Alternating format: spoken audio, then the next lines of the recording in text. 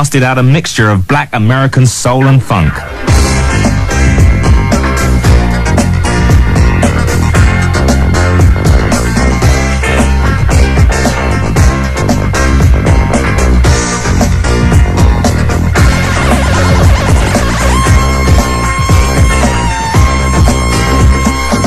Clubs in London didn't cater for real punters. They catered for people out of town that were coming in to some fancy nightclub, whereas out in the provinces, it's where real people live. So that's where you could develop a scene of your own musically. But at that time, no one had really turned around and said, this club is to play black music for white people and black people. I mean, there were black clubs in London, like the Q Club and things like that when in the late 50s and 60s, but there wasn't a club where you could say, look, this is for white kids and black kids, but we're only going to play black music. We're only going to play funk. We're only going to play soul music. The audience didn't just come to hear rare soul imports. They wanted to hear Chris talk over them.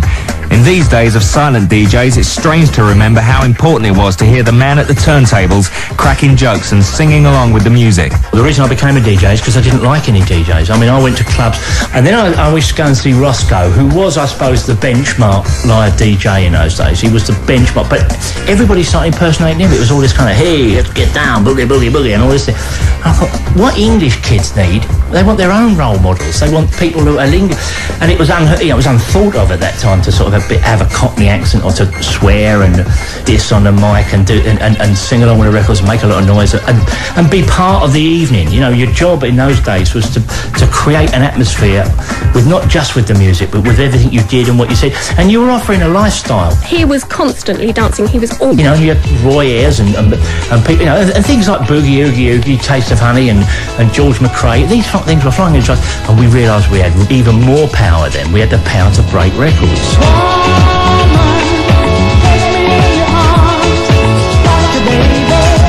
Sound that became known as Northern Soul. It grew out of mod clubs like Manchester's Twisted Wheel, the Torch in Stoke, the Wolverhampton Catacombs and the Blackpool Mecca, where I would pick up records that looked fairly good and looked like they might be the right kind of thing, go back and play them. 1 in 10 might be good, 9 in 10 might be rubbish.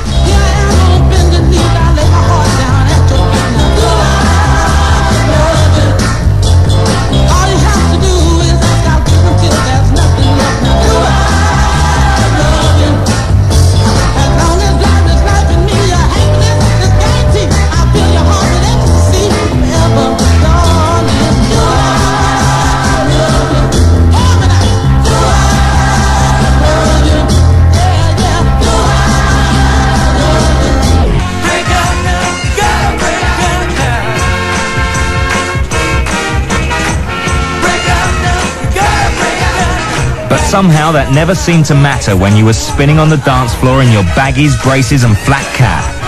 In 1973, Northern Soul spawned a new venue, Wigan Casino. The badges used to show where you'd been, Samantha's, the Twisted Wheel, the Torch. You had a towel, bit of talcum powder helped to make your feet move better, to make your feet move quicker. Come to 11:45, just get ready to go to Wigan Casino. Once you got into Wigan Casino, I went into the toilets and all these guys getting undressed. And it was really weird the first time you ever went, because you'd think, what's going on here? And you'd walk in and see all these fellas suddenly getting stripped off, putting talc on and bit of brut, you know what I mean, and then putting the dancing shoes and the trousers. And of course, the world famous Casino Diamonds, as we says, were just out of this world.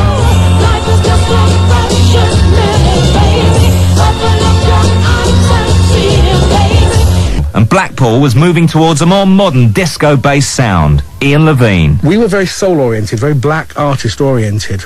The more obscure, some Chicago person who was sweeping the streets or working as a housemaid during the day went to make some little record once in their life. That was the ones we treasured.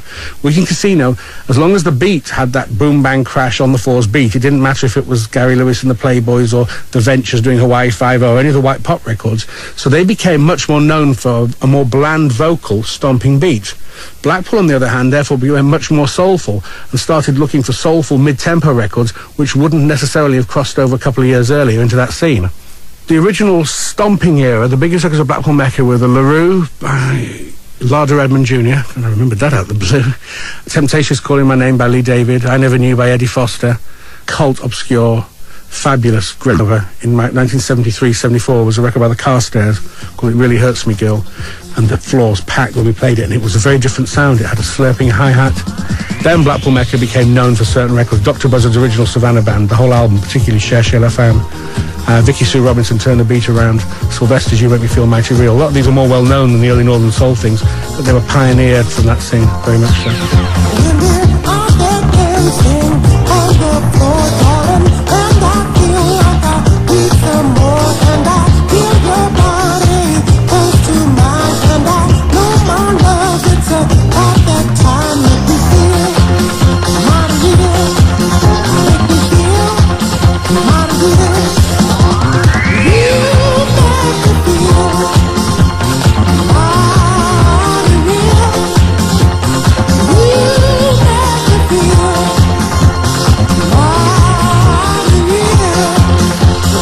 From there, actually, it was almost all soul kids who went there. It was sort of like the place to go on a Friday night or a Saturday night to hear really good music, because Chris Hill was down there on a Friday with Tom Holland, and Friday and Saturdays he sort of zoomed down to Lacy Lady. But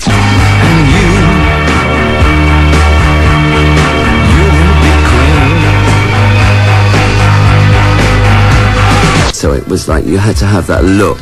We didn't want people in there with just like voyeurism, you know, we wanted everyone in there to feel safe. It was a very much a movement of expressing yourself, i.e.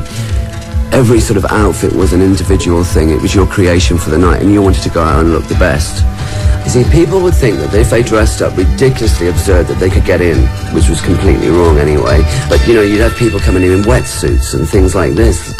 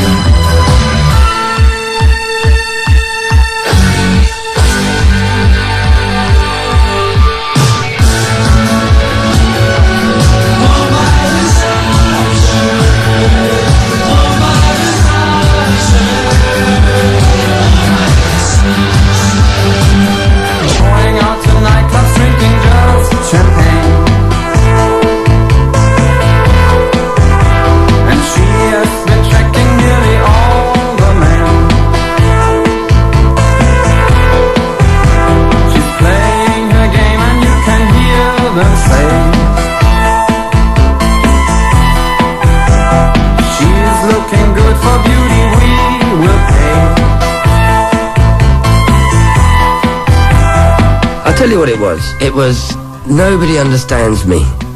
Not quite sure if you're straight or gay, coming from a suburban place where you get beaten up just because you wear straight trousers and, you know, you don't drink beer and go to football. And therefore, you go to this club and you were a star for Tuesday night and everybody loved you and you were great and look how fantastic you were in those shoes, which were women's or something. And why not dress up like Marilyn Monroe when the high street shops were promoting 7 varieties of donkey jacket as the latest fashion item? As the rest of Britain slumped into high unemployment and gloom, the New Romantics, as the media labelled them, partied amongst the rubble. High energy. We'd gone from Northern Soul through disco, and then everybody in America said disco is dead, and there was a big backlash against it. In Chicago, these people like blew up thousands of disco records in the White Sox Stadium, and there was a huge anti-backlash. So clubs like Heaven, we were left to search for disco records when no one was making any, so we had to look at records from Canada and records from Italy and places like that to try and find the right disco beat. So I took my girl Evelyn Thomas and I brought her over and we did this song called High Energy, which is an anthem to the music, and that sold 7 million. So the whole High Energy thing really boomed at that time, and then came Stock Aitken Waterman and all this stuff. But all those hits in the early 80s happened out of us creating music specifically for that scene, because no one else was doing it. And of course it created a big pop phenomenon, which is still fun enough going around again today. If you look at all those records like Culture Beat and Hadaway and those things, they're all basic High Energy with just a sort of houseified bass line.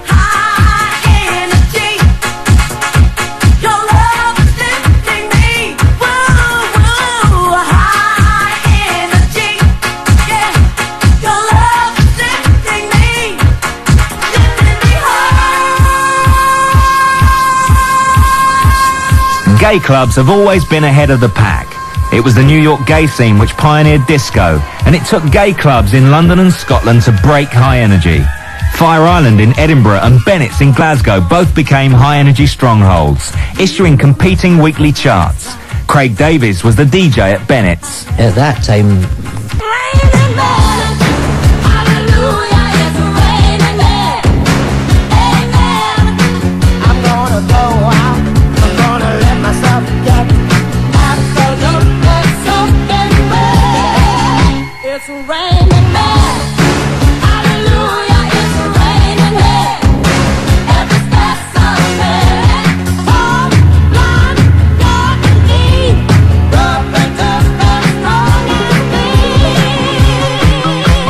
High Energy laid the foundations for a good slice of today's dance and pop tunes.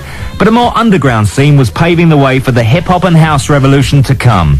When Electro appeared in 1982, traditional DJs blasted it as machine-made garbage that would kill black music stone dead, ignoring the fact that the best tracks breathe life into funk classics. The 80s soul sound was lush and highly produced and bore no relation to the rough and ready style of tracks by Africa Bambaataa or Grandmaster Flash. DJ Tim Westwood pioneered early electro tracks on his pirate radio show and at the Language Lab in Soho. And in Manchester, a jazz-funk DJ called Greg Wilson started trying out some of the imports on the crowd at Legend and Wigan Pier. More and more of these records of this ilk started coming through.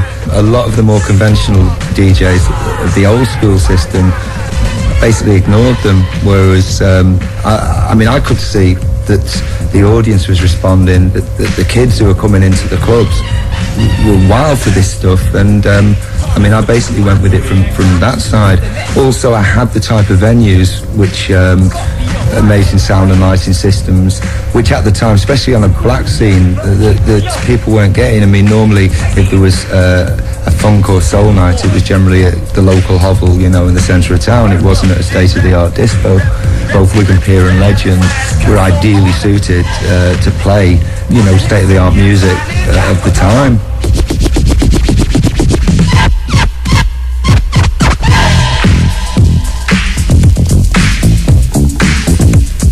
Why don't you tell me a story?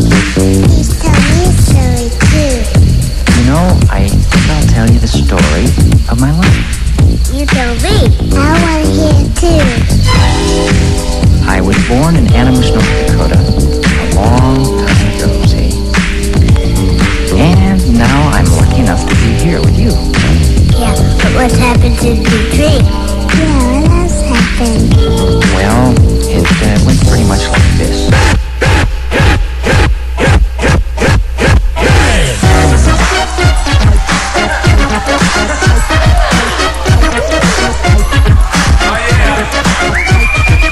In the 70s soul clubs, audience participation meant spraying crazy foam around and singing along with the records.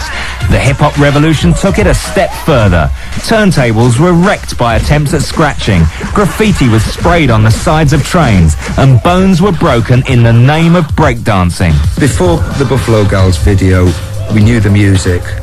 Apart from that, we didn't know much else about what the factors were that were influencing all this scene. And for the first time, really, with the Buffalo Gals video, there it was. It was hip-hop culture, and it was right in front of you. There was the graffiti side, there was the scratching and cutting, actually seeing what DJs were doing and stuff. And the big one was the breakdancing, because on that video, that was the first time anybody had seen somebody spinning on their head, which was unfathomable. We just couldn't work it out. Buffalo gal go around the outside, round the outside, round the outside. Two Buffalo gals go around the outside, round the outside, round the outside. Three Buffalo gals go around the outside.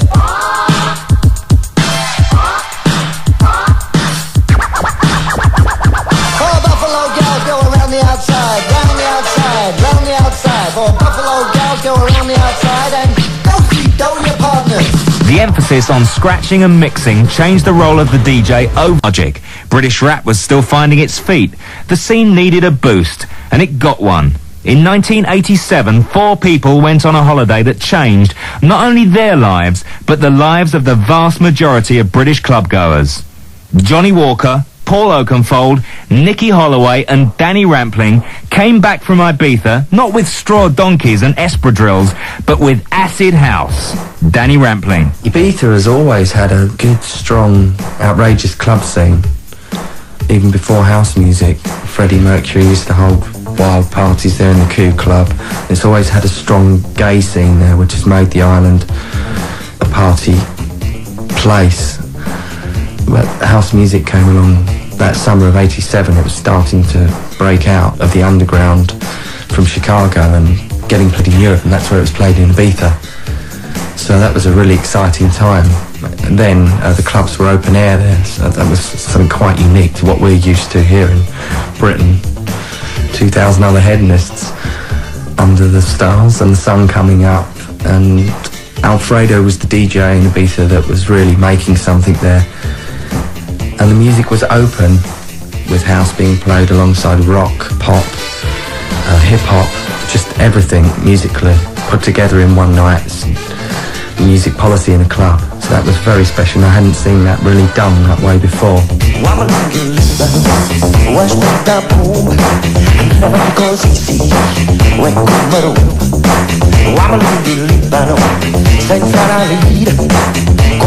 It started to change in '87. Club culture in general became completely different. It wasn't about what you wore, it wasn't about what, how you looked. It was suburb kids, dressed down, positive attitude, extremely friendly, and musically that people were a lot more open-minded. Danny Rampling opened these clubs. We opened two clubs. One was called The Future and one was called Spectrum. We had 1,600 people on a Monday night. The Happy Mondays came down to Manchester. We had Mike Pickett and Graham Park. It kicked off that Manchester scene. Trip, Nicky Holloway came, developed from there. The whole thing just blew up. If you thought it was a drug, now you know you're wrong. You're in future, zoom and spectrum. And we call it acid.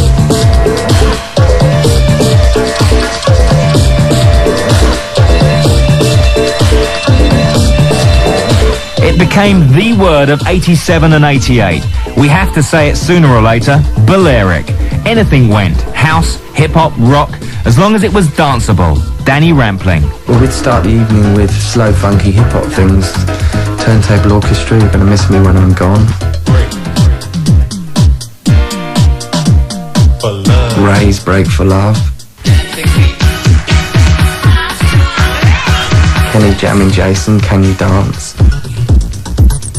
Acid Tracks by Future was a really big record, and that was one of the first acid cuts. Mandy Smith, I Just Can't Wait, which is a really good pop record. The Rolling Stones, You Can't Always Get What You Wanna. That was a big favourite at Tune.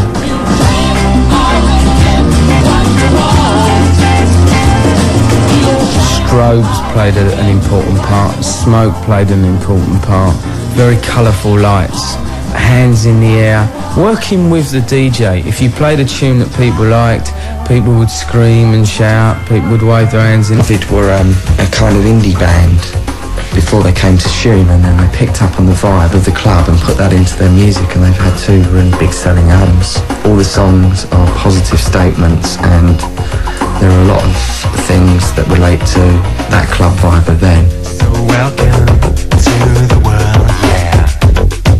All you latecomers, just step on board. I'm happy, glad you came. So welcome home, you can.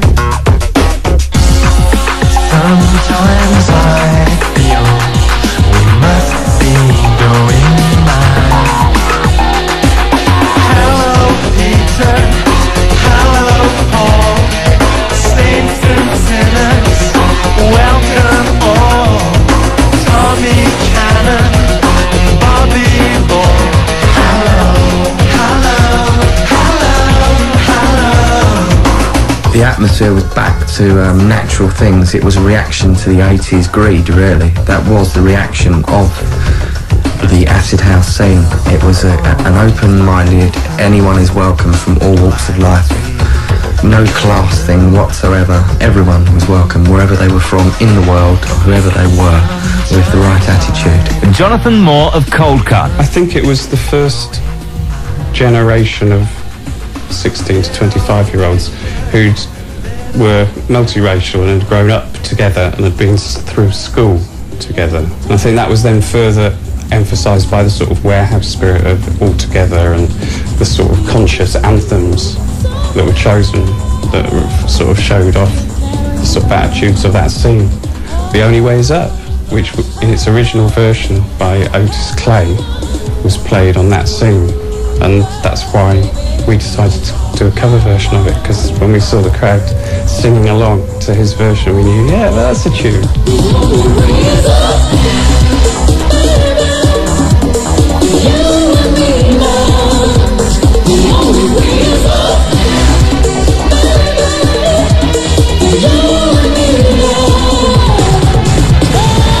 This is Pete. Happy Mondays, K-Class and others, a guy called Gerald, began not only to come to the club but to make music, make versions of the house music that they were hearing at the club. Then the scene became more alive. When Pacific State by 808 State came out, or a guy called Gerald's first single, Voodoo Ray, came out, when Playing With Knives by Bizarre Inc. came out.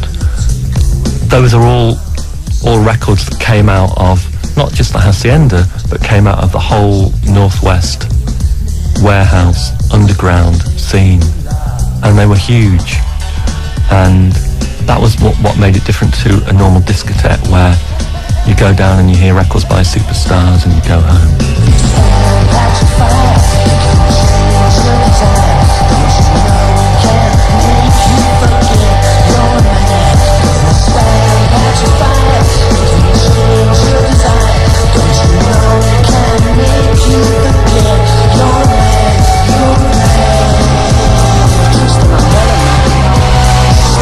Mike Pickering was joined by Graham Park at Friday's Nude Night.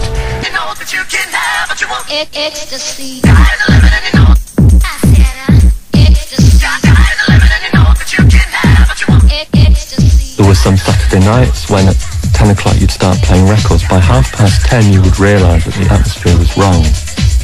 By 11 o'clock, that kind of atmosphere had gotten to everyone in the club. By 11:30 it would be a massive fight.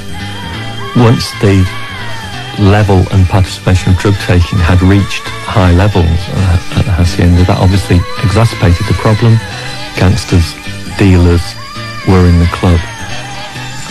Playing a record, turning my back to find another record, looking back out of the balcony, and there was suddenly the dance floor had cleared and all I could see were chairs flying.